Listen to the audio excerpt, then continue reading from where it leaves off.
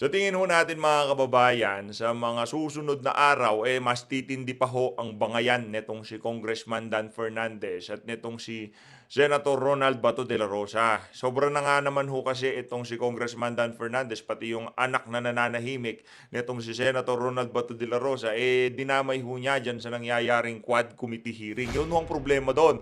Ngayon ho, ito ho ang banat nitong si Senator Ronald Bato de la Rosa, dyan sa banat na yan nitong si Congressman Dan Fernandez. At papanoorin din ho pala natin yung interview na yan nitong si Kong Dan, dyan kay Christian Isguera. Pero bago ho yan, isang like at isang subscribe, masaya na ho tayo dyan. At sa mga gusto sumali sa ating community, i-click nyo lang ho yung join button sa baba para kayo hong pinakaunang makakita sa ating mga reaction video. Kong Fernandez, wag mong idamay ang anak ko. If your son needs a babysitter, mine doesn't need one. FYI, my son entered PNPA against our will. He is Scout Ranger, airborne, and now Special Force student. Please do not demean his professionalism. Yan ang nga ba sinasabi natin dyan. Congressman Dan Fernandez. At bumana to itong si Kong Dan, di ba? Napanood nyo yung video natin kanina. Ano na ho mas lumalalim na ho, kumbaga nagkakapersonalan na ho itong dalawang politiko na to.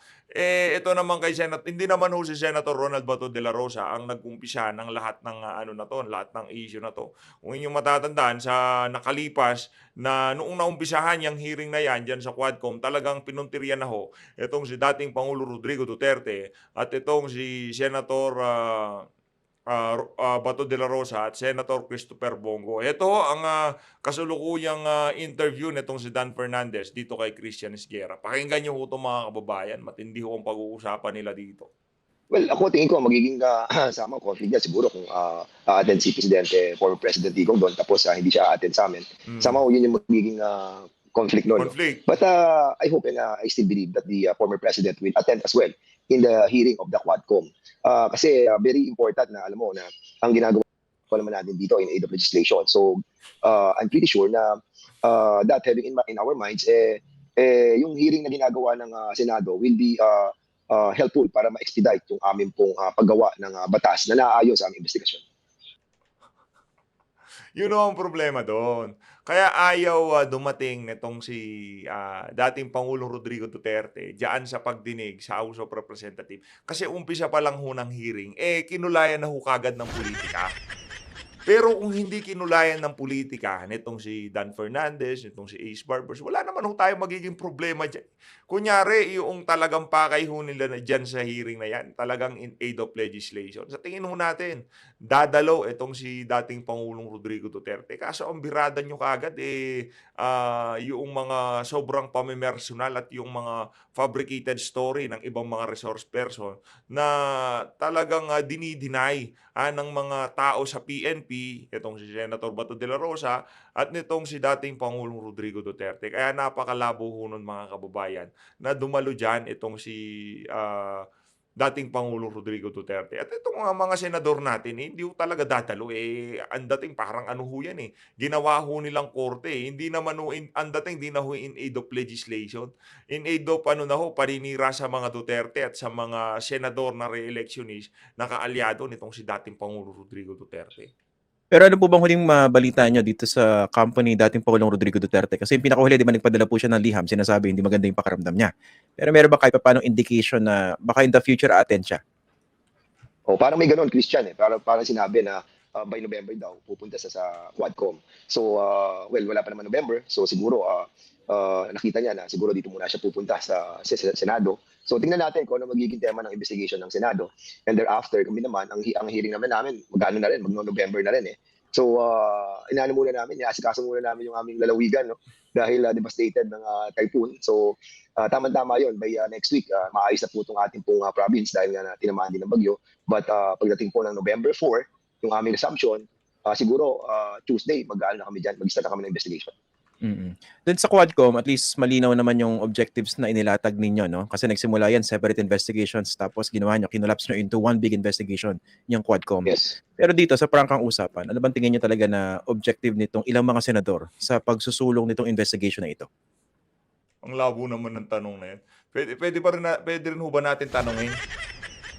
kung anong pakay diyan ng Quad Committee na 'yan sa kanilang investigasyon kaugnay doon sa war on drugs na nagdaang administrasyon. Tatanungin kung anong pakay nitong mga senador. Hindi na nga ang magpe-preside, hindi na nga ang komite ni Senator Bato de la Rosa ang mangunguna, eh. Yung blue ribbon na ho mangunguna para ho hindi mahaluhan ng kulay pulitika. Alam niyo ganito ho kasi 'yan mga kababayan, pinoproteksyonan din ho nitong pamunuan ng Senado ang kanilang integrity. Kasi ang inaatake na ho dito mga miyembro, mga sitting senator ng mga congressman diyan sa yung mga resource person na pinapangalanan ho nila mga sitting senator. Siyempre, gagawa naman ho ng paraan yung Senate President at yung mga kasama nila diyan para madepensahan naman yung kanilang mga kasama. At dito sa ano na 'to, magkakaroon ho ng kalinawan kung yung mga nagsasalita diyan sa Quad Committee, alam niyo ho yun, ano lang talaga yung napilitan, yung kanilang mga sworn affidavit, finid sa kanila.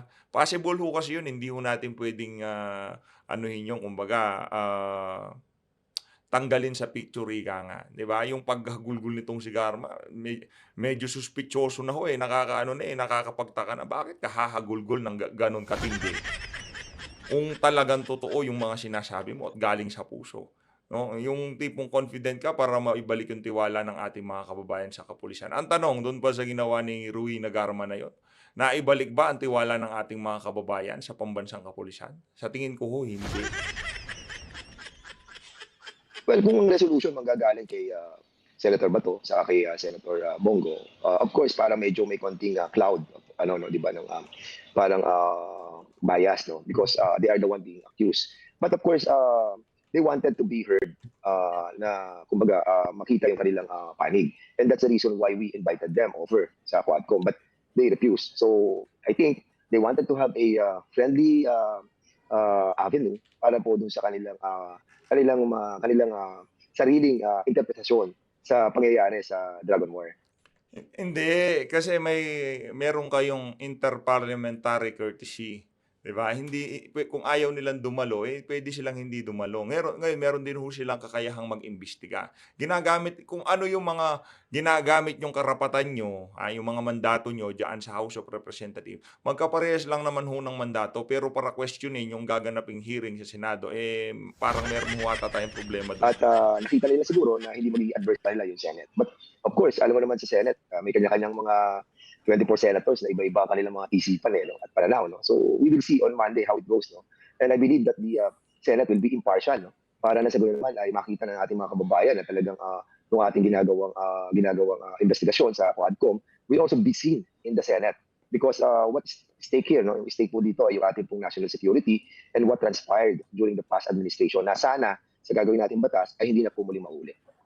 Kaso kung hindi kaya mapunta naman sa parang batuhan o sagutan ito. Kunwari, kung ano yung lumabas niyan sa Quadcom investigations, sasagutin lang nila Bato at saka nila Senator Bongo. Doon naman sa lugar kung saan sabi nyo nga, mas friendly sa kanila. Well, I think they can do that, the two, sila Senator Bato sa Senator Go, but others, I think if they wanted to remain the impartiality of the institution and to protect the integrity of the Senate, of course, they have to say something. Kasi otherwise, kung they will let the two, yung pong hindi naman ma-manipulate, but they will get the cream of the pie, di ba?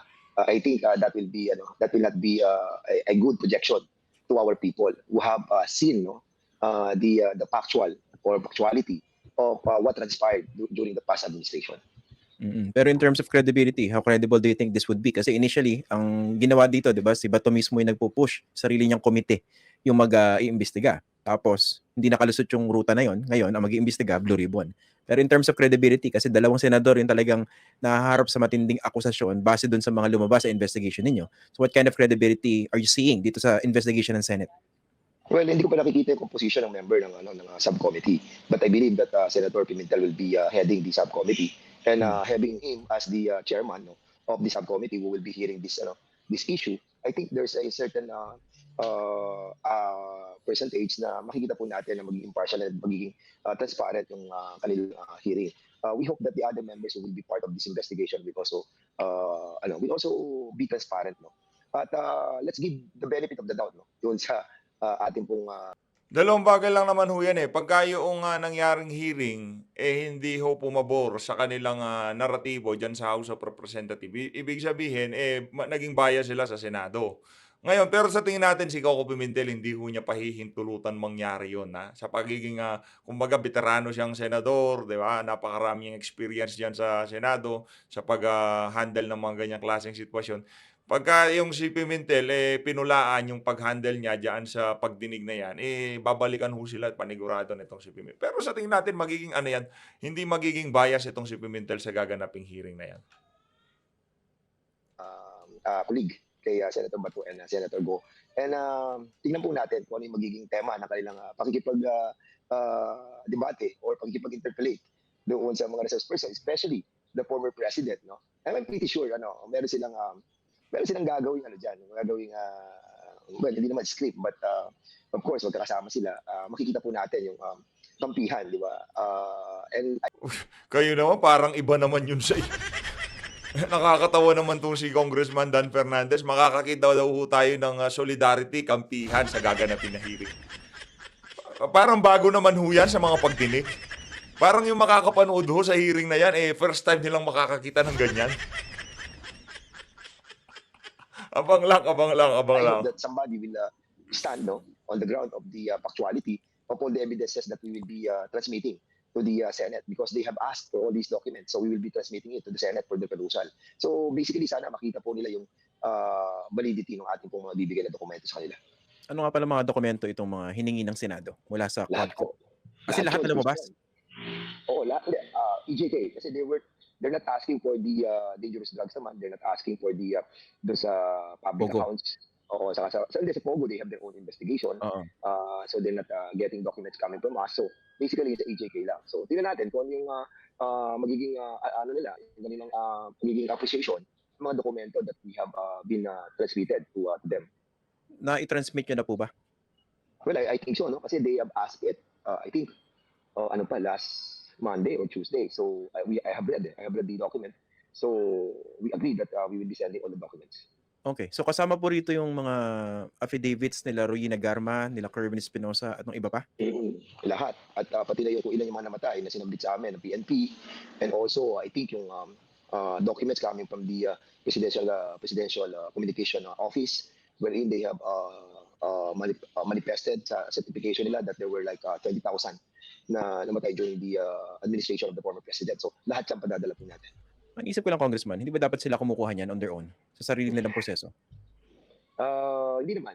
Sometimes naman talaga, dahil meron naman pong kumbaga, meron namang parang one of the requirements or one of the rules of the both houses can communicate sa both chamber. So asking documents are not required. You can do it on your own volition, but if you wanted to get it, you can.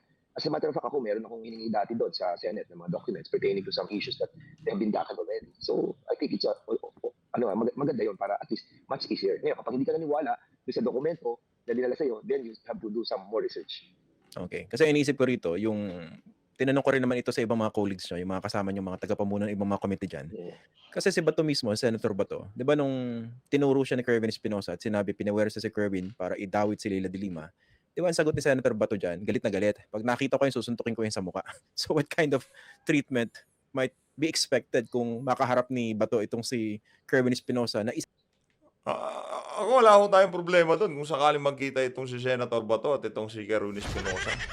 Makakita tayo ng Royal Rumble doon, okay na okay ho sa atin yun. Kasi itong si Senator Bato de la Rosa, mukha lang hong napakalaki tao lang ho niyan. Pero sa tingin ho natin, kung pagdating naman ho sa credibility, pagdating sa prinsipyo, pagdating sa kung magsasabi ba ng totoo o hindi, sa tingin ho natin, mas malaki ang tsansa na itong si Senator Bato de la Rosa, base sa kanyang naging profesyon bilang law enforcer, mas malaki ho ang tsansa na magsabi ng totoo itong si Senator Bato de la Rosa kaysa kay Kerwin Espinosa. Kaya kung bubuntalin niya ng isang beses sa mukha, wala akong problema sa atin yan. Okay lang yan, walang problema. isa sa mga key witnesses ninyo? Ang hirap sagutin yan, no? Kasi siyempre nasa kanya yun. Kung gano'n magiging kanyang treatment doon kay Kerwin Espinosa. Kasi ako, pag tinitingnan ko yung ni Kerwin Espinosa sa Senado, di ba nga, kalapit niya si General Bato during the time, tapos nandun si Secretary Aguirre. So, habang sinasabi niya kanyang affidavit, binabasa niya, andun sila. So, and he told us in the hearing that he was under duress. And that's the reason why binago niya yung kanyang affidavit. Now, before, syempre, alam naman natin that they're all praises kay Kerwin. Now that they have nag-recant siya, o syempre gagalit siya dahil bakit gano'n. Alam mo, kaya Christian, yung pinag-uusapan namin ng mga chairman. Sinasabi namin talagang kailangan magkaroon tayo ng batas para mapigil na yung ganitong klase ng mga recantation na pagkatapos magsalita sa isang hearing like ours, tapos babaguhin sa mga susunod na panahon. I think Gusto nyo yung sinabi sa inyo, yun ang totoo.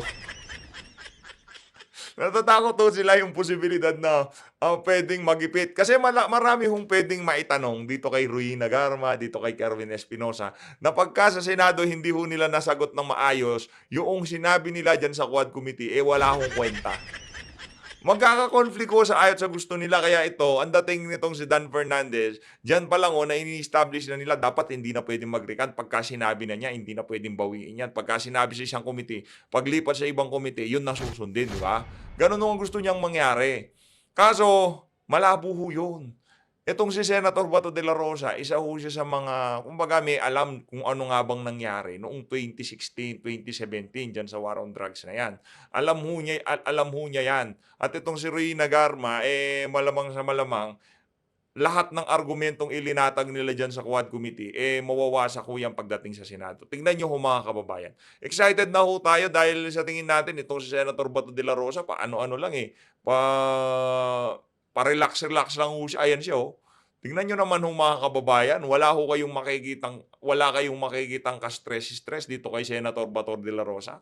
Diba? Kitang-kita nyo naman ho mga kababayan, talagang itong si Senator Bato de la Rosa, relax na relax lang. Ang base ho dito sa post niya na to, preparing for this Monday Senate hearing, we have to confront the lies and fabrication because the public deserve to know the truth. Ayun na nga ba sinasabi natin? No? Ako naman, kung sino sa dalawa na to ang nagsasabi ng katotohanan, mas lumalamang ho talaga sa akin itong si Senator Ronald Bato de la Rosa. PMAR ho yan. No? Hindi naman, yung pagka-build ho nila dyan sa mga individual na yan, talagang karamihan ng mga lumalabas yan, talagang mapagkakatiwalaan. At base sa karakter at naging galaw nitong si Senator Ronald Bato de la Rosa sa mga nakalipas na panahon, makikita ho natin na talaga mapagkakatiwalaan ho natin. Hindi ho siya ganun katindi pagdating sa mga hearing. Pero pagdating sa loyalty, pagdating sa honesty, integrity, the best ho yan si Senator Ronald Bato de la Rosa. it's taking, nagkakaroon ng bad precedent, and we have to give some bigger penalty for this para at least matakot sila na kapag nagsinungaling sila sa una man o sa huli, meron silang malaking responsibilidad. So, ngayon, kung magkikita sila, susuntukin niya si Kerwin Espinosa doon sa Senado, kapag nilibitahan nila uli si Kerwin, it's up to him. I think that pronouncement is, I really don't know if it's true or not, but I hope it's true. Ganun, kasi ang gandang issue niya. Correct. Ako, totoo. Gusto kong buntalin nitong si Senator Ronald Bato de la Rosa, itong si Kerwin Espinosa, para makakita siya ng isa. No, ngayon naman, yung babala sa'yo nitong si Senator Bato de la Rosa, mag-ingat-ingat ka, Brad. Huwag ka masyadong mag-angas sa hearing. Feeling ko kasi nitong mga congressman na to, ngayong mga panahon na to, totoo naman na untouchable sila. Pero darating yung oras, darating yung panahon na kailangan yung sumagot sa mga pinagagawa nyo na yan. Dadating ang panahon na kayo naman ang dadalhin namin dyan sa mga hearing at kayong tatanungin namin, kumusta naman yung mga ayuda, flood control at lahat ng nangyayaring kabalintunaan ngayong mga panahon na to. Kung ngayong mga panahon na to, iniimbestigahan nyo yung administrasyon ni dating Pangulong Rodrigo Duterte dahil dyan sa mga EJK na yan, sa susunod na administrasyon, iimbestigahan namin magkano ang nagiging budget ng kada session ng Quad Committee. Pero I think hindi naman siguro gagawin ni Senator Bato yun. I don't think susuntokin naman niya literally pag nakita niya sa Senado, no? At least hindi naman niya siguro gagawin yun sa Senado. Pero ang point ko, pwedeng maharas yung mga key witnesses ng Quadcom. Baka ma-pressure sila para bumaliktad uli. Wow! Bakit? Bumaligtad na ho ba sila? Di ba? Baka bumaligtad sila ulit. Bakit ho ba? Bumaligtad na ho ba sila? From hindi totoo yung EJK, Tapos nung latag ni Garma ulit, totoo na ho ulit. Totoo na yung EJK. Ngayon ang, kinakatakot nitong mga congressman na 'to, pagdating sa Senado baka mag-iba naman ang istorya. Yun talaga ang nangyari kay Garma, talagang puwede ho nating sabihing na-pressure yung ali, 'no? Talagang nakita ho natin na nanginginig ho siya sa kakaiyak, 'di ba? Kayo rin naman ho, nakita niyo yun. Ngayon pagdating ho sa Senado, sa tingin ko hindi mangyayari yun, pero dahil doon sa mga tanong ng mga senador na 'to, maka-crack ho nila ang tunay na nangyari kung bakit, naging ganyan ang statement ng mga resource person nila diyan sa TUAD 'Di committee. ba? I mean, maraming puwedeng mangyari 'pag napunta sila sa isang hostile environment. Hostile! Correct. My That's goodness! very correct. Kaya nga ako ang nakikita ko diyan, talagang kailangan nating may baguhin, eh. Hindi lamang po sa My paggawa ng goodness! Hostile environment. Walang galang sir, ginagawan ko lang ng reaction video. Gusto ko lang mag-react dito sa video pero para uhatang may mali. batas, also in the policy or the rules of the house, eh. Kasi may mga ganitong recantation. And kung may mga ganitong recantation, aapektuhan yung ating pong well, unang-una yung gagawin mong batas, di ba? Aapektuhan na yun. Kaya let us see, Christian, we'll try to see kung ano yung magiging magandang solusyon pagdating dyan sa mga recantation ng ating mga witnesses. And we hope. And ako, kung magsasalita sila doon, tapos babaguhin nila yun, well, I think magiging ano yan hindi favorable sa kanila eh. Why? Kasi alam naman ng tao na yung mga sinasabi nila, isa mo, totoo. Kasi ang dami natin na babalitaan sa mga extra judicial killings na nangyari, maraming pinatay. Factual nga eh. Facts yun eh, di ba? Nakita natin eh. Tapos, hindi lang nababalidate dahil nga po, walang nagsasalita sa isang congressional hearing like ours. Now na may nagsalita na, mas lalo tayong naniwala. Problema ko kasi sinisi niyo lahat ng mga nagurgur nung nagdaang administration kay Tatay Digong eh. Hindi lang naman ho sila, pati yung mga mismong malalaking durugista, mga pinuno nila, sila hong nagpapagurgur eh. Pati yung mga kapitbahay na nagsundutan, nag-away na kapitbahay, ilinagay nila bilang lahat ho, itinotal ho nila lahat ng nasawi. Kahit ano pa yan, pati yata ho ata yung mga nasagasaan sa karsada. Ilinista ho nila doon sa listahan na yon. Kaya nakakalungkot lang kung isipin na talagang harap-harapan ho ang ginagawang panluloko sa ating mga kababayan diyan sa TUAD committee na yan. Dati, bali-balita, dati mga chismis. But this time, it was validated by the affidavit of Garma. And it was corroborating doon sa mga PDLs na pinatay doon sa Davao. At corroborated din ni Warden Padilla at ni Jimmy Fortaleza. O di ba? So yung mga yan, nagdiduktong-duktokin daw. May nagsalita si Garma. At ngayon, confirm din ni Leonardo na meron din talagang reward system. So, ngayon, kung babalik din nila yun, well, it's up to them. Pero I think it will be hard for the people to believe it anyway. O nga, speaking of your key witnesses, kasi talagang isang matinding breakthrough dito. At marami yun, no? Yung kay Colonel Ruy Negarma. Who would have thought na siya mismo kakanta? At ituturo si mismo Rodrigo Duterte at saka si Bongo dun sa reward system. Ang tanong ko, Yes. Congressman, paano kung, let's say, iharas itong si Garma sa Senado, i-detain, along with some other key witnesses that you have. So, ano mangyayari dun sa sariling investigation ng Quadcom na hindi pa naman tapos?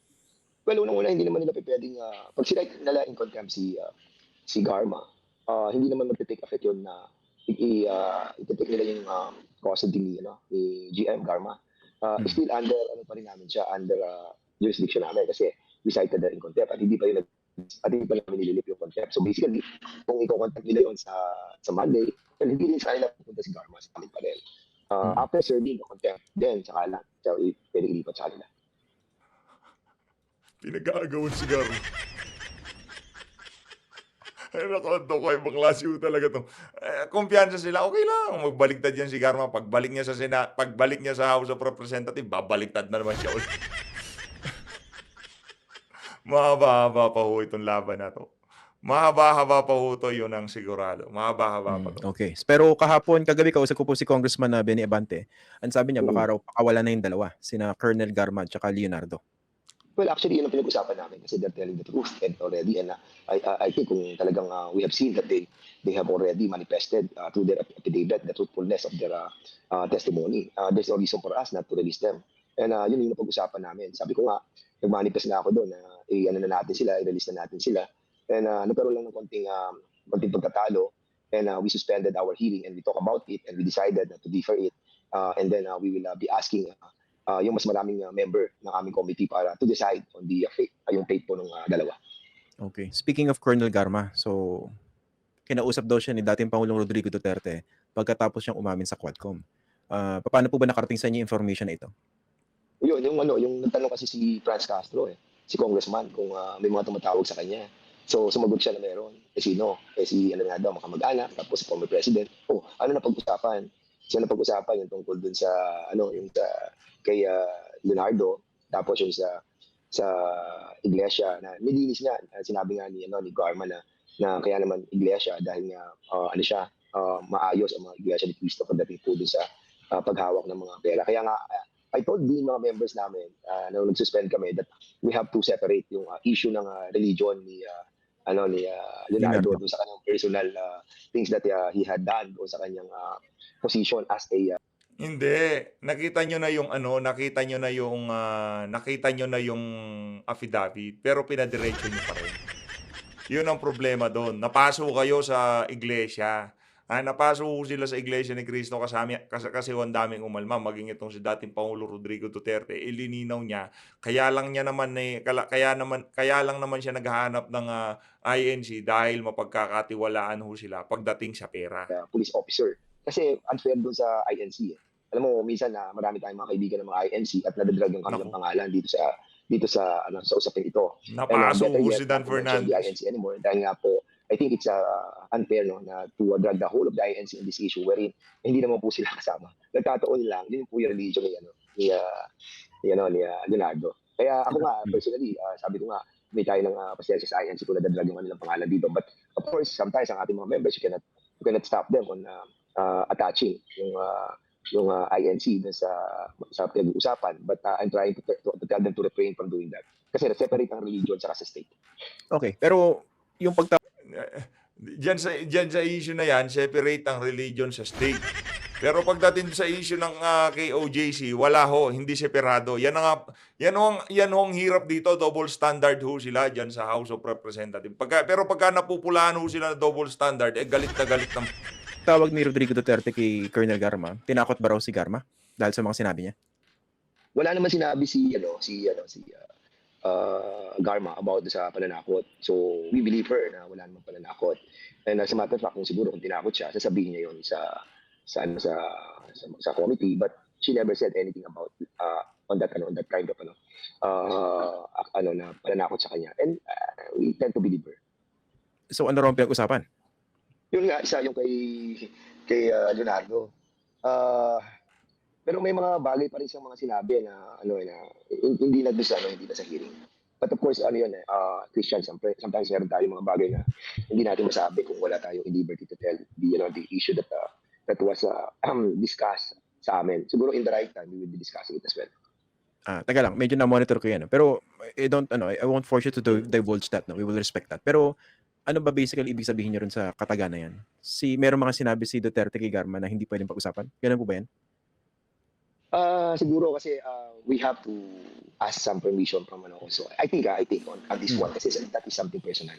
So siguro tingnan muna natin. Ako nga nung tinatanong ko ng mga media about it, sabi ko I will ask muna permission. Kasi I haven't talked to her. During that time nagkaroon kami ng suspension, doon lang namin siya nakausap and that was among our members of the Quadcom, especially the chairman who were there when she spoke. So let us give some time. Baka mamaya masabi rin niya yan sa tamang oras. Pero ibig sabihin nung break ninyo, kinuwento ni Garma sa inyong mga Quadcom members kung anong sinabi ni dating Pangulong Duterte? Yeah.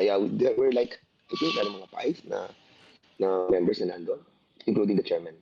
Okay. Pero personal yung pinag-usapan? Oo, medyo personal. Kaya medyo ayaw namin sabihin. Okay. Medyo personal, pero sabi ni Garma, halos isang minuto lang silang nagsalita. Nag-usap.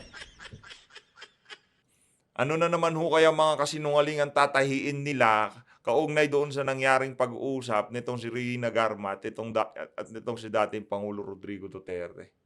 Okay. Pero nakakagulat lang kasi, no? Or baka naman hindi. Kasi nung bago nagsalita si Colonel Garma, 'di ba, bago umamin sa inyo, 'di ba, talagang siya, she was very adamant na, 'di ba, tinatanong niyo siya at ng ibang mga congressmen, ano ba yung relasyon niya dito kay dating Pangulong Duterte? Gaano ba sila ka-close? Bakit nag-retire siya na maaga? She was expecting na ma-appoint ba as GM ng PCSO? 'Di ba? 'Yan ang naging takbo naging direksyon ng pagtatanong niyo, 'di ba? Yes, yes, yes. At magugulat ka kasi alam mo nung una talaga medyo ayaw niya talaga magsalita.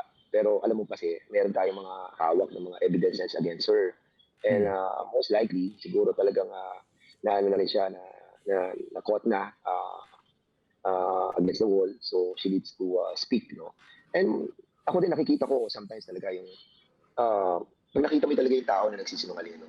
And mabigat yung dibdib niya. Nakita namin yun eh. And what the reason why we cited that in contempt dahil harapan yung pagsisinungaling niya. At basically yung pag-contempt namin sa kanya, nakatulong sa kanya yun para magsabi ng katotohanan. At nung kinakausap na namin siya, Ang labo nun, yung pagkaka-contempt daw nitong si Garma nakatulong para magsabi siya ng katotohanan. Parang mali naman yun kung Congressman Dan Fernandez. Yung pagkaka-contempt niya na yon nagkaroon ng pagkakataon yung mga oportunista diyan sa House of Representatives para merong ma-feed dito kay Ruina Garma na angkop doon sa naratibo ng Tuwad Committee. Yun. during the suspension, sinasabi niya yung malug na yung dibdib niya. Lumuwag daw dahil nga nasabi na niya lahat ng totoo. At kung ano daw mangyari sa kanya, dahil nga yun ay parang inaalay na rin niya sa anak niya. Dahil nga sabi niya yung anak niya, kinakausap din siya about that. And that's the reason why sabi namin, siguro talagang she's telling the whole truth, no? And everything about what really transpired. And of course, naano rin kami sa kanya kasi nagwo-worry siya sa safety niya. Hmm. And yun talaga yung kanyang isang sinasabi sa amin na takot na takot din siya doon sa kanyang kaligtasan dahil nga most likely alam niya rin yung karakter ng kanyang mga binangga by telling the truth, and we cannot blame her, di ba? At sabi ko nga sa kanya, hindi lang naman ikaw ang delikado. Lahat naman tayo delikado, so join the Oo. club. Wala ba siyang hiningi nga palang kapalit bago siya na kumanta? Wala sa Congress? Wala talaga. Ang sa kanya lang talagang Ano yung wala ba siyang hiningi para siya bago siya kumanta? Mali yung tanong na yun eh. Alam niyo yung tanong yun, ano ang inoffer sa kanya bago siya kumanta? Ayun na nga mga kababayan, dito na unahan tatapusin ang ating reaction video. Maraming salamat sa pagsuporta sa PH Update. Abangan lang ho natin ang mga kasusunod na kaganapan diyan sa diyan sa investigasyon kaugnay diyan sa EJK. Maraming salamat ho. Mag-ingat po kayo lahat. Mahal natin ng Pilipinas.